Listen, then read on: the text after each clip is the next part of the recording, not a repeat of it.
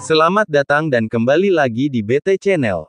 Komisi Pemilihan Umum Republik Indonesia (KPU RI) merespons sikap dua pasangan calon presiden calon wakil presiden, yakni Anies Baswedan Muhaimin Iskandar dan Ganjar Pranowo Mahfud MAD, yang menolak aplikasi Sistem Informasi Rekapitulasi (Sirekap) untuk menghitung hasil pemilu 2024.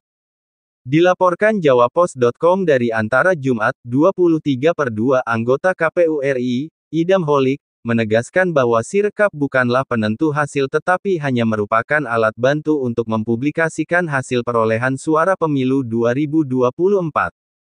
Menurutnya, Undang-Undang Pemilu Nomor 7 Tahun 2017 sudah secara tegas mengatur bahwa hasil resmi penghitungan suara bergantung pada proses rekapitulasi manual berjenjang, mulai dari tingkat tempat pemungutan suara TPS hingga KPU RI. Undang-Undang Pemilu telah tegas hasil resmi penghitungan suara itu berdasarkan hasil rekapitulasi yang dilakukan secara berjenjang yang saat ini sedang berlangsung, ujar Idam di kantor KPU RI.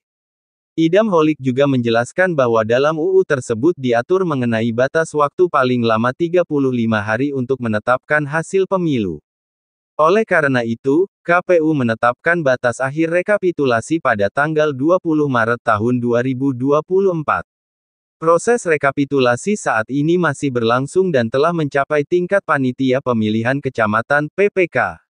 Proses rekapitulasi manual berjenjang ini dimulai dari tingkat PPK, kemudian ke KPU Kabupaten Kota, KPU Provinsi, hingga KPU RI, dan semuanya akan ditayangkan secara langsung.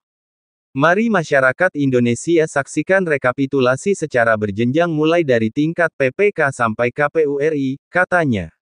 Sebelumnya, Partai Demokrasi Indonesia Perjuangan (PDI Perjuangan) mendorong KPU RI untuk melakukan audit forensik digital terhadap penggunaan alat bantu Sirekap dalam pemilu 2024. Dalam surat pernyataan penolakan yang ditandatangani oleh Ketua DPP PDI Perjuangan, Bambang Wuryanto, dan Sekretaris Jenderal, Hasto Kristianto, PDI Perjuangan menyampaikan desakan tersebut kepada KPU RI. Hal ini terkait dengan hasil penghitungan perolehan suara yang menggunakan Sirekap secara nasional.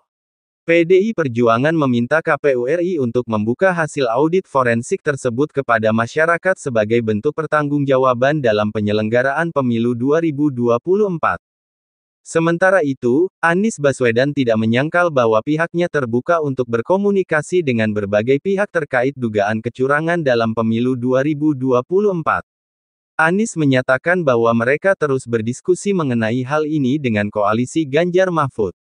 Ya, tentu saling ngobrol terus, ya, ucap Anies di Fakultas Kedokteran UI, Salemba, Jakarta Pusat, Sabtu, 16/2.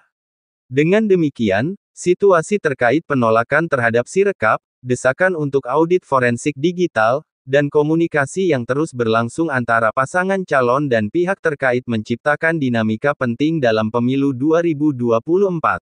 Bagaimana menurut Sobat BT semua tentang hal ini? Silahkan beri komentar dan sarannya, terima kasih.